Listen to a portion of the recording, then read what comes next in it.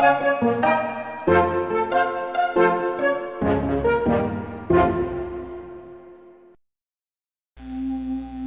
is a whale of a tale. Have scientists finally solved the faint young sun paradox? And another Martian meteorite. This is Genesis Week.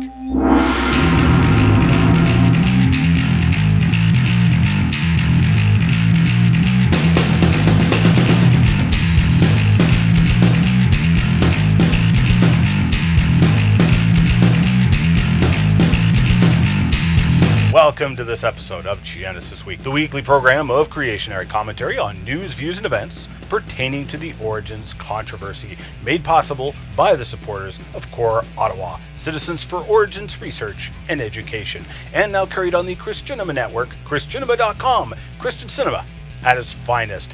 A special welcome to our new viewers joining us in the U.S., as this program is now carried on the Walk TV network.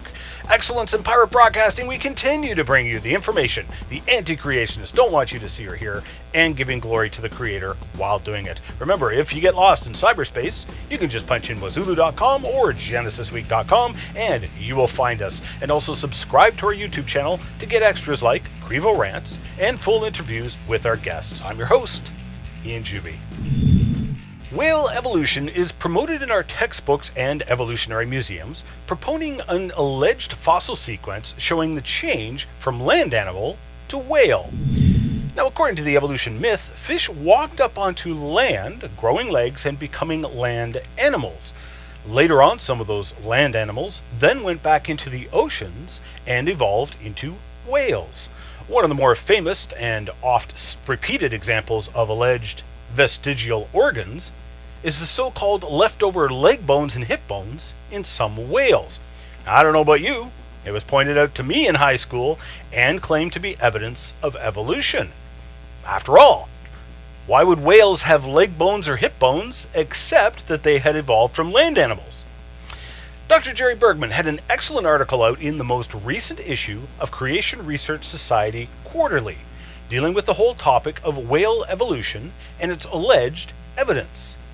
Now, many evolutionists consider the fossil evidence of whale evolution one of the best examples of evidence for evolution. In short, Bergman put it in no uncertain terms, titling his paper, Whale Evolution, a Whale of a Tale, and writing, "An enormous number of major features separate whales from terrestrial animals, and we have no evidence for transitional forms. Many extinct animals have existed with a wide variety of features that cannot be used to prove anything about evolution. Indeed, many animals that exist right now have a wide variety of features that cannot be used to prove anything about evolution, such as the duck-billed platypus. But let's take a quick look at the alleged fossil evidence for land animal to whale evolution. Now, it looks impressive at first when you see the alleged sequence in the way it is usually presented in textbooks. But the first thing you'll notice that is ignored is the sheer size difference between these organisms. Indohyus was about the size of a small raccoon.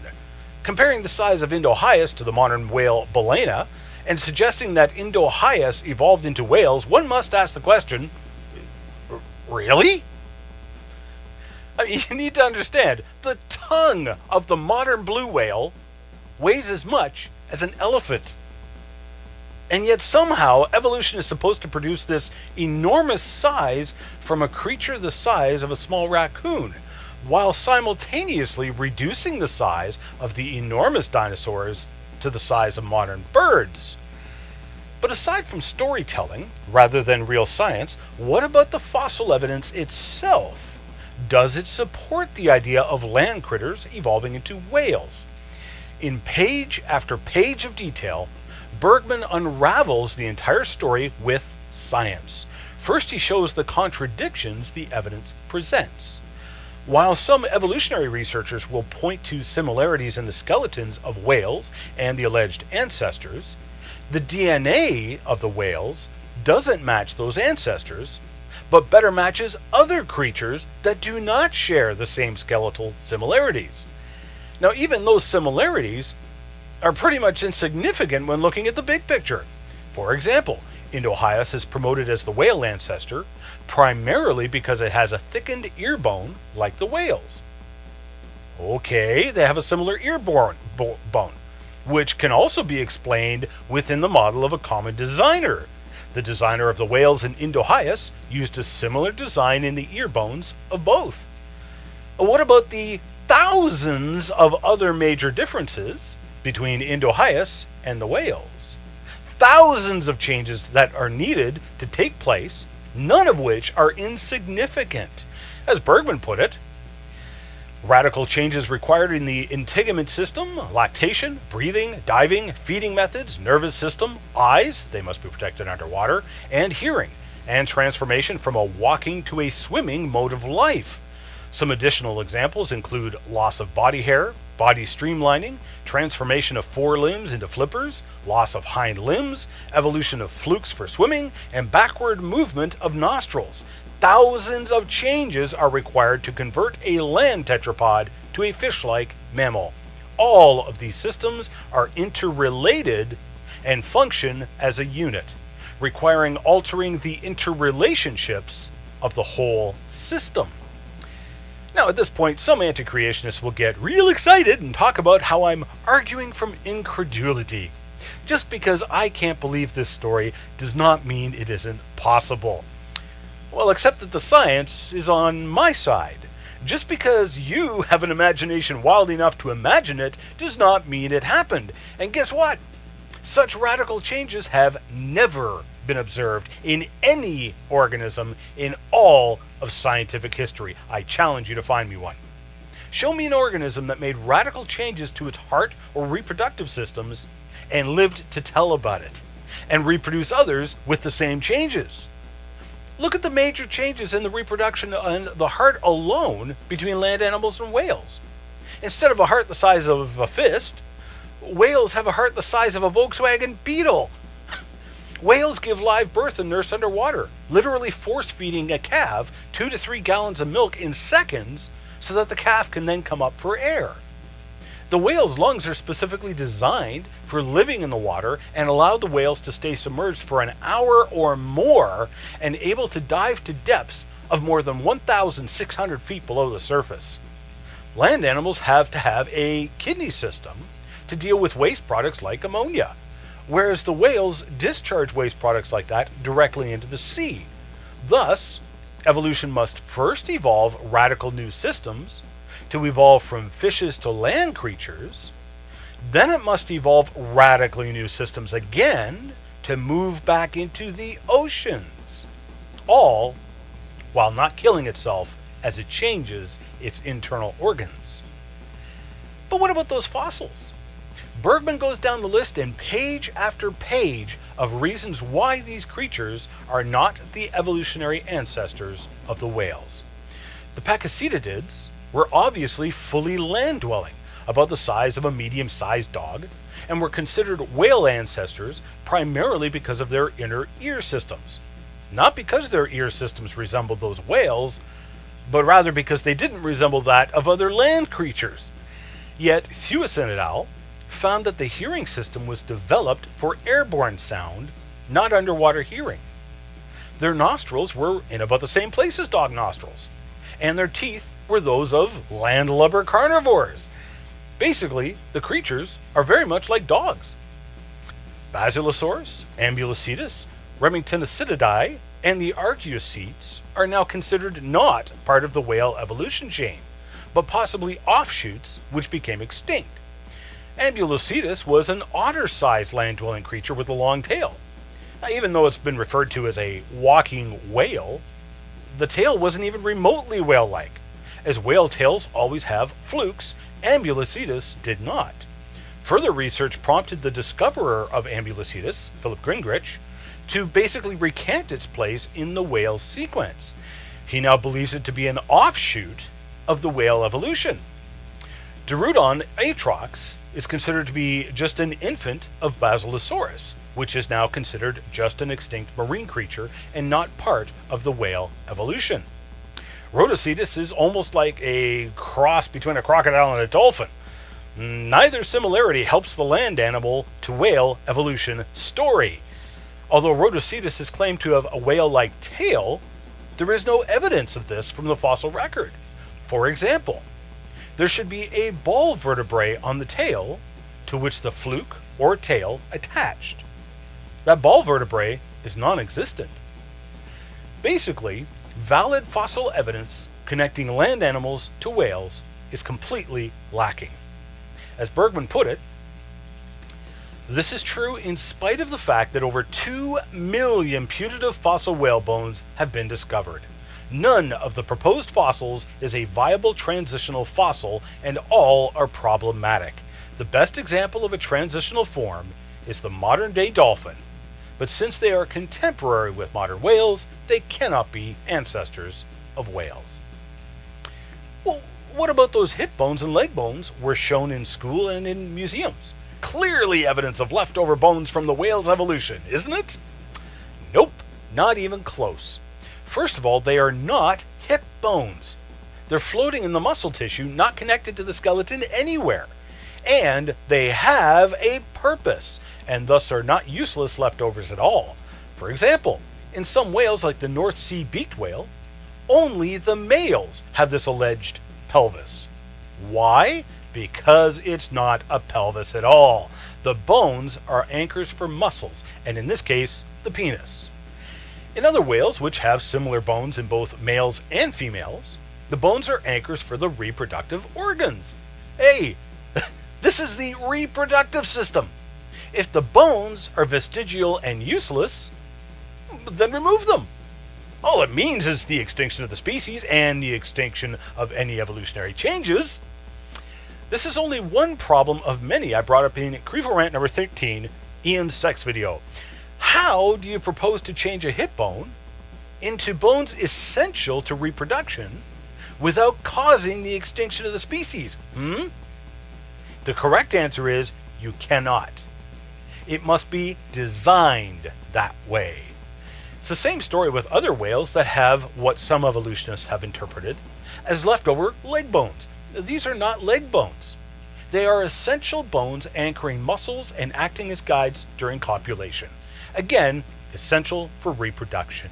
There is nothing vestigial nor useless about any of these bones, and instead of supporting evolution, they raise fatal questions for the evolution myth. How do you develop these bones or change them from pre-existing bones without causing the extinction of the species, when these bones are essential for the reproductive system? Whales were clearly designed, and design demands a designer. Who is that designer? I say the only possibility is Christ Jesus, who not only said he was the creator, but demonstrated it in power and glory with miracles too numerous to count, and ultimately even rising from the dead to show he was the way, the truth, and the life. You can get more details from Dr. Bergman's in-depth paper in the latest CRSQ. Another paper came out in Science magazine attempting once again to solve the faint young sun paradox. Now, what is this paradox? Well, actually, it's a problem that evolutionary deep time has produced. If the sun was not created, but rather the faith known as the standard solar model was true, then the sun evolved through a series of stages as different types of stars. As a result, our sun is in one of those stages, but it has changed over the past 4.5 billion years that the Earth is alleged to have been around for. Now here's the thing. According to the standard solar model, the sun would have been about 30% colder than it is at present for the first, 2 billion years or so. Now that means the Earth's oceans would have been one big skating rink, and we'd have a worldwide ice age. Hockey night in Canada would never be the same. Now there is, however, no geological evidence of such a snowball Earth. In fact, what is claimed to be the oldest fossils in the world are stromatolites, made by blue-green algae in the oceans, and they are alleged to be 3.5 billion years old. Now that's only one of many problems with such speculations of deep time, an old Earth, and the evolution of stars in our sun. The Earth would be a frozen ball of an ice age from the poles right to the equators. And once you start an ice age like that, you can't stop it, because the ice and snow reflects away heat from the sun. Astronomers Carl Sagan and George Mullen first identified this problem, calling it the faint young sun paradox back in 1972. Now notice that this problem is only a problem because of evolutionary theory and deep time. In other words, it is a problem caused by the assumptions of the evolutionary model. Perhaps the answer to the problem is that the sun was never faint because the sun is young, 6,000 years old according to the Bible, and there is no paradox. Now, there has been numerous attempts over the years to try and deal with this alleged problem, calling upon things like extremely high quantities of methane or carbon dioxide in the atmosphere. Now, that's fine and all to suggest, but the problem is that all of this is outside of the realm of science. It is untestable, and radically altering the atmospheric content causes problems all on its own. In fact, Raymond and Pierre Humbert comment on this as they attempted to solve the faint young sun paradox by changing the composition of Earth's atmosphere in the past, raising the quantities of hydrogen in our atmosphere by more than 1,800 times the present levels, as well as doubling or tripling the amount of nitrogen in our air. In other words, essentially, no oxygen. There is also no geological evidence of a time in the past where there was no oxygen in the atmosphere. In fact, if you remove oxygen, that means you've removed ozone, which is a form of oxygen. No ozone defending Earth from ultraviolet light coming in from the sun means the ultraviolet light pours in unhindered, hits the water of Earth's oceans, and breaks it apart into hydrogen and free radical oxygen. Adding to the paradox with another paradox, Raymond and Pierre Humbert acknowledged that such a dense atmosphere would actually affect things like rain. Yet we find fossilized raindrop impressions that, according to deep time, are extremely old and yet show no hindrance to the rainfall whatsoever. In other words, the fossil raindrops indicate the atmosphere was the same density it is today. The bottom line is, these wild, untestable speculations are necessary because of the wild, untestable speculations of deep time and evolution. On the other hand, if the creation account is correct, the Earth and the Sun are only 6,000 years old. There is no need for wild, untestable speculations because there is no paradox. There is no problem. Creation lines up with the evidences just fine. Stop me if you've heard this before. An ancient meteorite hint that there was life on Mars. That's right, it must be time for funding requests at NASA again. A meteorite found in the Sahara Desert, which allegedly came from Mars, contains a whole pile of water. No, they didn't find life, but it seems every time that there's talk of water elsewhere in the solar system or universe, suddenly the possibility of life gets thrown into the mix real quick like. But that, of course, is not the only speculation. The basaltic rock is very different from other alleged rocks from Mars. Now, please notice, they didn't find these rocks on Mars and bring them back here to Earth. They found these rocks on Earth. So how do we know these rocks came from Mars? Well, there's 5 senses, so you get 5 choices. We know it came from Mars because it looks like it came from Mars. It sounds like it came from Mars. It tastes like it came from Mars. It feels like it came from Mars. Or it smells like it came from Mars. According to the researcher Dr. A.G. talking with the Toronto Star, even though most space rocks become blackened on the outside during their blazing descent through the Earth's atmosphere, they often remain light on the inside. The meteorite NWA 7034, on the other hand, was dark all the way through, earning the nickname Black Beauty. I had never seen anything like it, A.G. said. So we know the correct answer is not A, it looks like it came from Mars. As the Toronto Star also reported, at first NWA 7034 appeared to be very un-Mars-like. Laser fluorination revealed that its ratio of heavier to lighter oxygen isotopes, usually a handy fingerprint of a meteorite's origins, didn't match any of the Mars meteorites described in the scientific literature. So therefore we know that the correct answer is not B, it smells like it came from Mars. But wait, the Star report went on to explain the clincher. The meteorite had too much iron to come from Mercury, and it had too many traces of water to have come from Venus. But when they analyzed minerals, called pyroxenes, they found that the ratio of iron to manganese did match those of other Martian meteorites. So the correct answer is C. We know the rock came from Mars because it tastes like it came from Mars. Now, of course, this brings up the interesting question of, just because it tastes like the other meteorites that came from Mars, how do we know the other meteorites found were from Mars? Well, if you dig into the original papers on those rocks, you find out that their Martian origin was determined by their gas content. So therefore, they know they came from Mars because they smell like they came from Mars. Now, the thing is, these rocks may very well have come from Mars. I have no problem with that. But what's interesting is that these meteorites are composed of materials commonly found on Earth and on the Moon. And there's a huge search for life on other planets, in particular Mars. So we hear this excitement every time we find water somewhere else. So if we did find life on Mars, like bacteria, in the end, this would have nothing to do with evolution. Leading evolutionary authorities have admitted they have no explanation for how life could arise from non-life. So if we were to find life on Mars, the most likely explanation would be that the life came from Earth, because that's where we find life. It would be impossible times 2 for a life to arise from non-life on Earth and Mars. And finding water in a rock allegedly from Mars that was found here on Earth, in the Sahara Desert, does not even hint at life on Mars, in spite of headlines saying such. Now don't get me wrong, I'm not saying this meteorite isn't from Mars. I can accept that. I am saying, let's take a look at the subtle assumptions behind the interpretations and excitement of the search for life on other planets.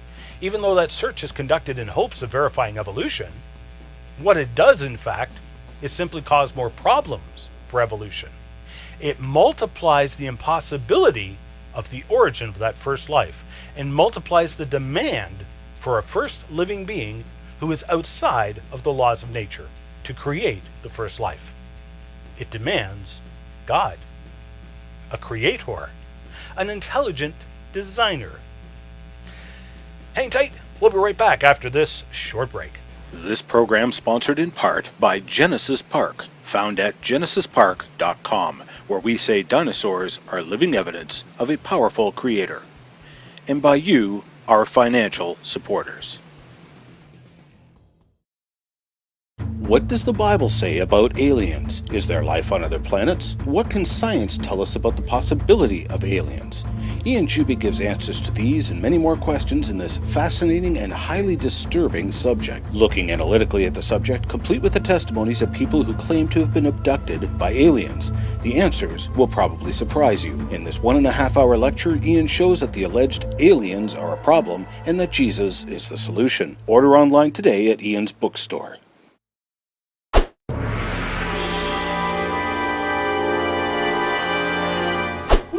Mail for me?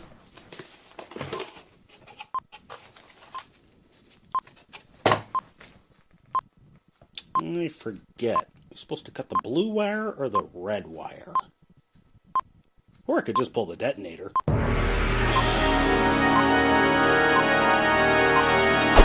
I had two skeptics take issue with my tagline at the beginning of the show, referring to information the anti-creationists don't want you to see or hear. YouTuber Orge121 wrote in, I have an issue with your catchphrase, bring the information the anti-creationists don't want you to see or hear. Your sources are all public and open for people to look up and see. You do not bring information, instead you put your own analysis on top of it, more of a pundit. And YouTuber LithoDidMan also took issue with this, mentioning it in his video response to episode 15, except apparently he understood anti-creationists to include microbiologists and the like. Now let me be clear again. The anti-creationists are a very specific crowd, of which, sure, there might be microbiologists and the like, but being a microbiologist does not make one an anti-creationist. In fact, being an evolutionist does not make you an anti-creationist. The anti-creationists are the religious zealots of evolutionism. Such people most certainly are trying to keep information out of the hands of the populace at large. For example, I cited from the Creation Research Society Quarterly. Now, I hear what Litho Didman is saying in that he is not trying to hide information from anyone, and I believe him. The same goes for Orge. But the anti-creationists will get real excited because I cited a creationary peer-reviewed journal, and they will criticize the journal and the author of the paper. They will say it is not a peer-reviewed journal, Dr. Bergman doesn't have a degree, yada yada. Yes, it most certainly is a peer-reviewed journal, and Dr. Bergman has some 9 degrees. I think you would both agree that that has absolutely nothing to do with whether or not the content of the article is correct or not. Would you not agree? And so the anti-creationists flinging out such canards is most certainly trying to keep others from hearing information. I'm very careful with my use of the term anti-creationist, which does not include your average evolutionist, and I really don't think includes Litho Didman or Orge, because most evolutionists that I know of like science and like information. They want to know the truth. The anti-creationists do not. Litho Didman also pointed out an error I made in the same episode 15. Alright, I have so much to say about this video, I just might have to do a video reply, but here in comments, you cite Davalos et al. 2012 as saying that bat and cetacean sonar have identical gene sequences. I read the paper, no such thing at all in that. They do cite Liu et al. 2010 that states that there is a similarity in the Preston gene between bats and cetaceans, but all tetrapods have this gene, and the Liu paper only shows a gross similarity. Yes, actually what happened was I just plain missed a slide in editing, and thus I missed a reference, which was referred to in the reference I provided in the description. The missing reference is Lee et al. In Current Biology. Okay, I gotta run. I'm your host, Ian Juby. Thank you for watching, and please join me again next Genesis Week, as we'll have geneticist Dr. Kevin Anderson on the show. Now remember, if you're watching the show via YouTube, you can share this show with your friends on TwitFace Plus using the convenient share button down below. You can also send us your comments, questions, and letter bombs to us via email, Twitter, or leaving a comment on the most recent show on our YouTube channel at genesisweek.com. Remember those words of our Creator, Lord and Savior, the Lord Jesus Christ, who said, I am the way, the truth, and the life. No man comes to the Father but through me. We'll see you next week. We need your support to help keep this program on the air. You can help by making a tax-deductible donation to Core Ottawa, Canada North Post Office Box 72075, Ottawa, Ontario, K2K 2P4. You can also sign up for Ian's newsletter detailing current research and news items at ianjuby.org.